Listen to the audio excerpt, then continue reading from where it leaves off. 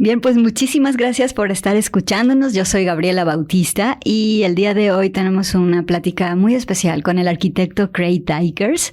Él viene aquí a Guadalajara pues a hablar de esta obra que está construyéndose en estos momentos en nuestra ciudad, el Museo de Ciencias Ambientales de la Universidad de Guadalajara, del cual estamos muy contentos y muy orgullosos de que pueda existir un lugar así en nuestra ciudad. Y recuerden que en este podcast pues nosotros estamos preguntando qué nos hace humanos, cómo queremos vivir, quiénes somos frente a todos estos avances tecnológicos que estamos viviendo. La Cátedra Latinoamericana Julio Cortázar y también Radio Universidad de Guadalajara, juntas hacemos este podcast. Así que le vamos a dar la bienvenida al arquitecto Craig Dykers. Esta entrevista va a ser en inglés. So, welcome, architect Craig Dykers. Thank you for being with us. Muchas gracias. Muchas gracias. Well, our first question is about could you tell us a little story, a small story about a personal encounter between you and the architecture?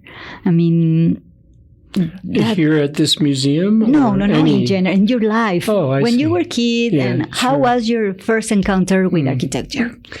Well, it's an interesting question because when you're younger, the word architecture maybe doesn't exist in your mind. I didn't think about things in terms of architecture. I saw beautiful buildings and places that I loved to be at, and I was feeling a sense of wonder, but I did not call these places architecture because I was too young to understand what that meant. And I had seen buildings growing up. I'm born in Germany, so I saw many beautiful cathedrals. And my mother's from London, and I saw many beautiful streets in the city. And my father's from New Mexico, and I saw many beautiful old villages which had nice plazas and courtyards and beautiful old architectural features that just inspired me. But I didn't understand it was architecture until I became an adult. And it became defined in some way. Yeah. So as a result, my childhood was filled with wonder of architecture, and my adulthood was filled with definitions of architecture. So you try to hold on to your wonder even as you get older, and that's hard to do. I saw buildings, wonderful buildings. Let's see. Well, of course, I saw the Hagia Sophia in Istanbul, the beautiful, magnificent church, mosque. Yes. And I saw Granada, and in the buildings in Granada, the mosque, and, the Alhambra. I saw those when I was younger. I saw the Parthenon and the Pantheon when I was younger. The Pantheon I remember so clearly that it's in Rome. Yes. This beautiful dome structure and it's very old. Yeah, nearly 5,000 years, I believe. Yeah. And the presence of that building was so powerful with the light coming through the oculus on the top and all the people standing together from all over the world just to see the light come through the ceiling. That had a very strong influence on me. Last thing I will say is that landscape is important to me, and landscape architecture is equally important as architecture. And I remember many parks and many areas of gardens and things when I was younger in the Versailles or in Granada to see these gardens, these beautiful gardens and plazas and big plazas. That had a very strong influence on me also. And later, wildflowers that were being cultivated, things like this, insects, birds. I see it all part of the same picture. Yes. I like the conception of the landscape that you in Snøhetta have. Is between, it seems that it's not frontiers between the indoor spaces and the outdoor spaces. Yes, that's true. We're trying to break the barrier between architecture and landscape. We like to say you shouldn't need a passport to go between architecture and landscape architecture, although they're very different and requires a different set of knowledge, but they share many characteristics. I heard a podcast with you. The podcast was about design and architecture too. Oh. And in that podcast, you said that in Snøhetta, you work and all your partners there and all the people that works in there work with questions. Oh, when yes. when you are about to start a new project or a new design, you ask in your team and in that place many questions. And I like to know that, because I believe that beautiful questions bring beautiful answers. Yes. And I also believe that there are questions that we need to be questions and not necessarily to have the answer right now. Correct. But where I would like to know is what are those questions that you make when you are embarking in a new design and in a new project? Well, often when people want to make a new project, Mm-hmm. they have expectations, things that they've been thinking about for a long time. Okay. Sometimes that makes a wall between what should happen and what people think is supposed to happen. Mm. So too much thinking can shut down avenues that may open new ways of thinking. Mm-hmm. And that can be a challenge for us, because somebody may think, oh, this opera needs to be monumental. They'll say, because they've been thinking a long time and they want something monumental. Uh-huh. Well, the first question is, what does monumental mean? Because it can mean different things to different people. And the second question is, why should it be monumental? Mm-hmm. And the last question is, what kinds of monuments can we make that are useful to people, that are not cold or lacking in humanity? Because traditionally, historically, when people say we want a monument, they're thinking about something separate from all of us, mm-hmm. something almost that we pray to, even if we're not religious. There's a distance that a monument creates. Yeah. Big doors, closed doors, yes. Yeah, tall, large, yes. Alienating, mm-hmm. even if impressive. I mean, monuments are always impressive. However, they're not necessarily connecting us. They sometimes separate us. So we try to dig into a question like that. You see, there's already 3 or 4 questions just from one word. And okay. That's where we move, how we move. And we like to talk, or we try to talk, before we draw or sketch or model. We try to share values. And in those values, do you think about human? Oh, of course. Of course we think about humans, but I would say this. We try not to put the humans in the center of everything, which is a traditional problem that humans have. We all think we're the middle of the universe. Mm-hmm. I even saw a map once that scientists and astronomers have made that show the extent of the universe.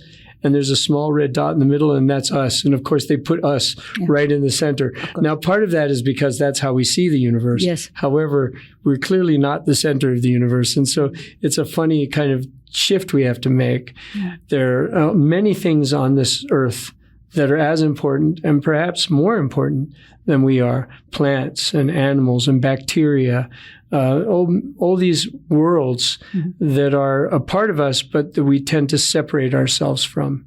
And for the last, I don't know, maybe 3, 4, 5,000 years, we've been separating ourselves more and more from nature mm-hmm. and seeing ourselves as distinguished, separate from nature. Mm-hmm. But we are not separate. We are a part of it. Yeah. I have a question about that un poquito más adelante.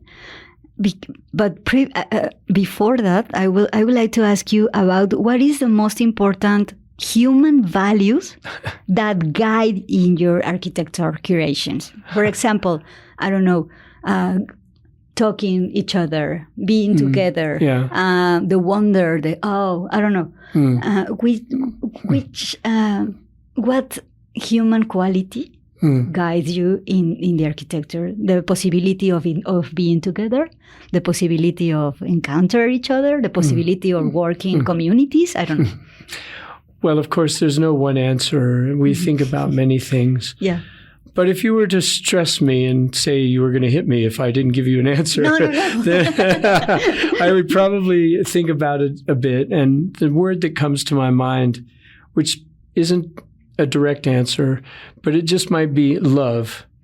To have love, to find love somewhere, whether it's in a place without people or whether it's with other people. The sense of love, which is an irrational sense. It doesn't make sense, love. It's one of those things that helps us, but also can be a problem because we don't know how to control it. Yeah. But it's instinctual. It's deep in us, love. And it connects us to life in a very authentic way. So you can't necessarily say you're making love because that never works. You can never construct love. That's a failure. But you try to make the situation open to people feeling in love, either with themselves, with the place, or with others. And even just a tiny bit of that goes a long way. Yeah, exactly. Love is a muscle, someone said. Yes. In your lecture, Living Buildings and Thoughtful Landscapes, you talk about a point that caught my attention, that is the relationship between public space and public safety. So what does this mean for your architectural work? Can you give us an example where in a place where we can go to see this materialized? The relationship between public safety and public space. Well, I'm not sure exactly what you're referring to. I would say that obviously we have to be aware of providing safe conditions for people. We don't want anybody to be hurt or to find a problem. And we want people who can walk, as well as those who are not able to walk, to feel comfortable and safe. However, if we take ideas of safety too far, we're losing our sense of reality and authenticity. So we want people to feel a little bit of being not comfortable, not too much that they're afraid, but enough that they feel that being alive is not always safe. And understanding that helps us be aware not only of other people and our connection to them, but to places that help us think more.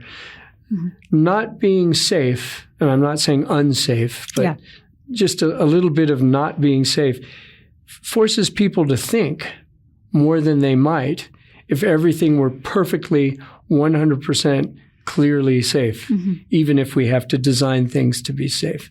So providing a little bit of discomfort is useful. So I like to say, for example, we all like a comfortable chair. It's nice to sit in a comfortable chair.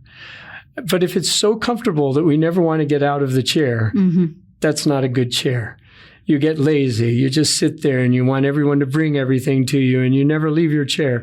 So it has to be comfortable enough that we feel that we belong to the chair, but just uncomfortable enough that we feel we need to go out and experience other things. Okay, thank you. Yeah, it's because I think about you, you design buildings that arrive to the cities and arrive to the communities. And you said in that lecture where I saw you in YouTube, you said that you had to design a space, Snøhetta, design a space that people feel confident to be in that place, and also with confidence to feel the place their own. And that's the distinction. Is using that public space feeling safety. Yes, I would say there's a nice expression which you have probably heard, being alone together. Yeah. And that's a nice way of seeing your experience in the world. You want to have your own meditative space where you can think and see things in your own way. But you often are doing that together with other people in public space. Yeah. And sometimes everybody has a collective sense of where they are and what they have. And at other times it's separated into individual thoughts. And how you manage that in public space is important.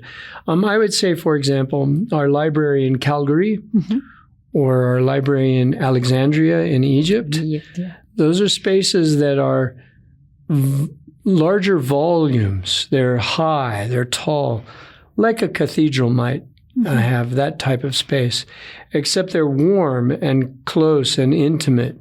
And you have human scale spaces. A cathedral has that, but not in the same way. It might be in a statue of the Virgin Mary or something. That's where you feel the human scale. The rest is meant to be overwhelming and the power of God. Yes. But in the library spaces, we work with the same idea to be overwhelming because you see everything all at once. But as you move through it, there are smaller places where you feel more comfortable. When you get to the edge of the handrail, sometimes you see very far down and it's a little frightening. And other times you're more safe because you're looking to another level below. All of those things are a part of how we design. I think this maybe separates us a bit from some architects because we're thinking about the human condition as we design and what are the consequences that our sculptural ideology may have on other people besides, say, architects. Okay. Let's talk about the museum of the Ciencias Ambientales at Museum of the University of Guadalajara. That is a gift from the University of Guadalajara, to our state, to our country. And you are the main architect in Snøhetta who designed the museum. So my question is about what is your conception? I mean, which was the question that you made for design this museum, and which is the main idea? What do you want for us, the visitors, to this space to feel, to be? And thinking about that, it will be a public space and it will be a place that everybody is going to be welcome to enjoy. Well, first of all, I want to say I love the name in Spanish, Ciencias Ambientales, which you can translate that to English in multiple ways. But one way is just ambient science, which is a beautiful, beautiful thought. Never heard it before until I began to think about the word in Spanish. We had the chance to talk with the director who still works with the project, Eduardo Santana, who's an amazing person, has influenced me greatly since we first met. And I still think about his teachings to us when I work on other projects. But one of the things he talked about was how valuable this project has to be first to the people in Guadalajara and to the people who live near the museum. He thought, do not design this for tourists or for people from far away. Design it first for the people here, and then the tourists will come because people from far away appreciate it when things are authentic. And that's just an amazing lesson. And so we began to talk about that because we're not from Guadalajara. We're not from Mexico. We're from far away. How can we understand what that means? So we asked many questions. What is Guadalajara as a city? What is Mexico as a country, which of course you cannot define? It's multiple layers of peoples who have been here for thousands of years. It's not just the colonial period.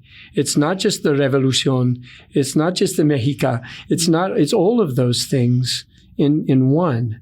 And we began to question what that means. We also questioned what this landscape is and why is Jalisco different than, say, Yucatan or from Oaxaca. And Eduardo and his team taught us the special characteristics of this place. Those were the questions we asked. What is this place? Very simple, but hard to answer. And Mexico is one of the most biodiverse countries in the world. Yes. So it's, it's going to be amazing. And not only biodiverse, but culturally diverse. People just don't understand that because they only hear a very narrow view of what Mexico is. They don't understand how expansive and diverse culturally it is, and it always has been, even before the Europeans arrived. I think that nature is the best designer. It's true, yes. It's true. How do you use this idea in your architecture studio in Snøhetta? I mean, you love nature and you love the natural world. So how do you use this idea? I mean, nature is amazing. Yeah. I know, and it's sometimes almost a challenge to make something as beautiful as nature seems to always make. You even look at a little beetle or an ant, close enough, or a dragonfly or a beautiful bird, even less beautiful birds, just like a swallow, even a swallow, which is not as beautiful as, a parrot. But it's beautiful when you look at it up close. And it seems every time nature tries to create something, it evolves into something beautiful. Of course, there are less beautiful parts of nature, and nature can be cruel. It's very cruel, but it still has some kind of beauty of how its agency creates evolution. And so we are inspired by that. But when we say nature, we don't just mean living things. So there's two types of nature. One in science is called biotic, which means biological in a way, it's alive. And then there's abiotic, which means not alive. And both of those are nature. Just because it's not alive doesn't make it natural. A rock or something like that, a cloud. Yes. And so we look at also geology and the depth of the earth. We try to look at many things that you can't see. So looking at something you can't see is a challenge. What happens in the unknown world, that's a part of nature too. Yeah. I mean, in a way, air. Yeah, exactly. Is nature. Yeah. You just can't see it. And air is an object. Yes. We think of it as a liquid or something, but it has mass. When I was preparing for this interview, I was reading a book about astronauts. And the book is about when the astronauts came back to Earth. Wow. Not about the universe, or came back to Earth. And what do they appreciate from Earth when they arrive back? And they say the sensation of water, the sensation of gravity, the light between the clouds. So I was thinking about architecture and that perception of this enormous space that is our planet. I would like to ask you, which is your favorite being, natural being in this planet that when you find the most inspiration? For example, hurricanes or clouds or trees. I see. Yeah. Which one is this for you? Interesting. Well, first of all, very quickly, I've had the fortune of meeting astronauts who have been to the moon, and I've gotten to talk to them. And while they're happy to come back to Earth, they also have this sense of longing, wanting to be back there. They live between two worlds. And if you're an astronaut, you may only have one chance in your life to go to the moon. And you spend the rest of your time on Earth wondering if you'll ever get to go to Mars or something, and probably not. So very few astronauts have more than one opportunity. So I always think about that also. Okay. It's not just about how wonderful it is for them to return to what is their world, they're natural to them, but the sense of longing to want to be back where they're not meant to be, or a place that's outside of normal. Yeah. And that's a beauty of being an astronaut. It's not one or the other. It's both. In terms of my own understanding of places, my mother is from London, and so she's from the city. And my father is from the Chihuahua Desert, in the desert area with very few people. Very few live in Chihuahua Desert. It's a very vast place. Yeah, very large. Yeah. And so I've been in both places all my life. And I always feel at home in either the city or in the desert.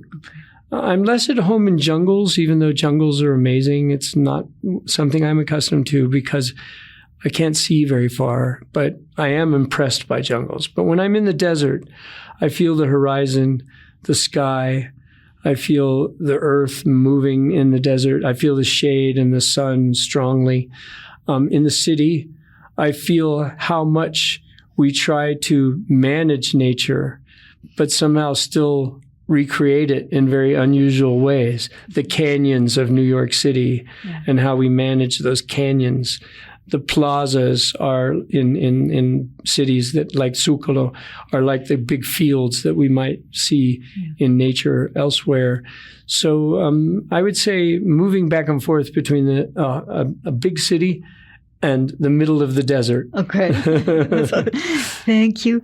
I am very interested, in what do you think about it will be the impact of the new technologies in the process we associate with human creativity? Oh, well, we often see technology in our own time now, and we think technology only exists now, or it's all being made now. But the truth is, we've had technology since as early as we were humans. Just picking up a bone and using it is a piece of technology. It's an advanced manner of thinking that other animals don't necessarily share as much as we have. So technology is a constant sense of inspiration, but a constant need to adapt. And for us to adapt the technology and us to adapt around technology. The comment I like to say, which many scientists have said, technology needs to be managed by humanity. Technology should not manage humanity. We must use our humanity to control technology. We cannot allow technology to control our humanity. Once that happens, we lose our humanity. It can help us, it can support us, and so it should, but it should never overwhelm our sense of humanity. So it takes effort and control and thought to maintain a sense of humanity when technology grows ever more powerful. And that's the nature of technology. It is meant to be more powerful. It's rarely meant to go backwards. Yeah. Although you can make it go backwards, and that can be good. We were talking earlier that I love listening to radio or just sound more so than, say, a television. That's a backwards technology, radio. It's from before television and film, but it fills us with a sense of imagination that current technologies necessarily can't. And as we move into artificial intelligence, there's a possibility even that the visual world will be beyond our sense of humanity. Mm-hmm. And how do we manage that? Yeah, all technology has also a social construction. Humans arrive into technology. So both two ways path, I believe. It's a two-way path, yes. Yeah. Two more questions. Okay. One is about technology. I am very interested in the attention you pay in Snøhetta to the toilets and bathrooms. You build there. It's a different kind of technology. Exactly. Yes. But for me, it's fascinating to know that. It's something very original from your firm. So, what question, idea, or value is behind bathrooms for you in Snøhetta? Yeah, it's interesting. Well, some places in the world, like, for example, the United States, everyone's embarrassed even to use the word toilet. Okay. They find any word to describe what you're doing, like restroom, as if all you do is go in there and rest, although that is a part of going into a toilet, one hopes. But, there's a very primal, a very primitive need that all of us share, whether or not you're the queen of a country or a person working in the street sweeping the streets clean. Yes. We all do the same thing at that level. And that's true on many other things, including, sexual relations, all of these things. We all share connections, but we're afraid to talk about them, and we're embarrassed because civilization has led us to believe that these normal things are not what we should talk about because they're so primitive that if we appreciate them, we'll become primitive. We'll go backwards. But I don't believe that. I think embracing those things that allow us to be primitive helps us be more,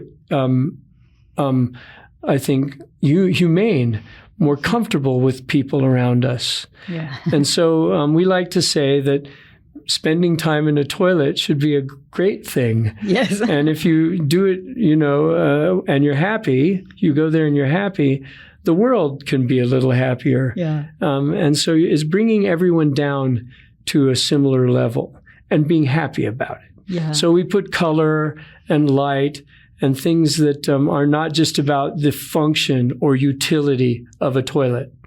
They're about happiness and brightness, things like that. Many countries have different cultural approaches. Frames. Yeah. Yes. So, for example, in Japan, they like darker colors. They like shade and shadow and brown and these kinds of things. They feel it's more intimate, and also they feel more hygienic. Whereas in countries, European-based thinking, for example, they want everything white and tile, and somehow you can see it all. Yeah, it's the idea of the clean space. Yeah, as if that's any more clean. Of course, I've been into plenty of toilets that are all white. However, when we put color in toilets, people feel different layers of hygiene. Yes. And actually, people take more care of those spaces because they're colorful and artistic. I don't know how to answer the question in a simple way other than it's a rare and unusual moment that if you go to a toilet and you're happy and you leave it happy, you're going to be a little happier for the rest of the day. Okay. And there also is a topic to talk about with others. It's true. People say, oh, did you go to that toilet? It was an amazing color. Yeah. And who talks about toilets normally? Okay. Last question is, what makes us human? What makes us human? Well, I think people have spent hundreds of years answering that question. I know. And I'm not at all talented or intelligent enough to really answer that question in a direct way. However, I would say we have a special set of conditions that have created us as humans. And I like to think about those earliest ancestors who we came from. And one of the things that's unusual about us is that it's very difficult for us to give birth, for a female to give birth. Most other animals have it much easier. I think I've never given birth, obviously, but I'm sure if I would have thought this is too painful. Yes, it is. Extremely difficult. Yeah. Why couldn't it be simpler? And even monkeys, which are the closest thing to us, have simpler birth than humans. The way that we walk upright, we're one of the only mammals to walk upright. I think we may be the only mammal to actually walk upright. And that means our body shape has to be in balance.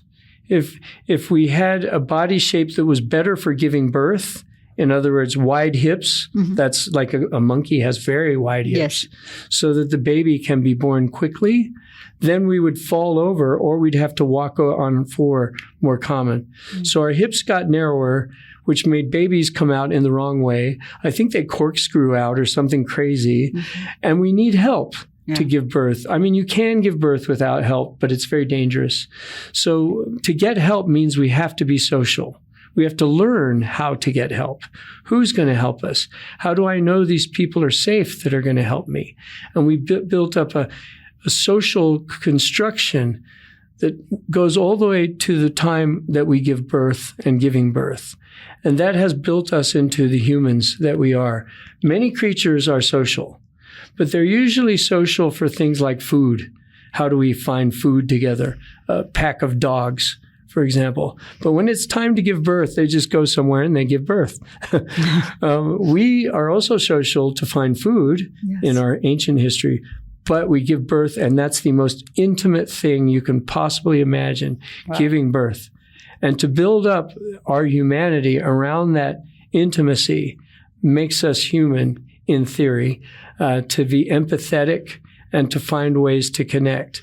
But of course, deep underneath all that, we're still monkeys. Yeah, and we're still mean. We're still angry at things. We're aggressive and destructive, which is like much of the natural world is. Yeah. So we have to balance those two worlds, and that balance makes us even more human.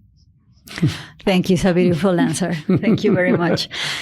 Thank you very much for coming to Radio Universidad de Guadalajara. For us, it's very special to have you here. Thank Wonderful. you very much. Oh, it's been amazing to be here. Radio para la gente. Gracias compañeros. Soy Gabriela Bautista y nos escuchamos la siguiente. Muchas gracias. Thank you very much. Thank you.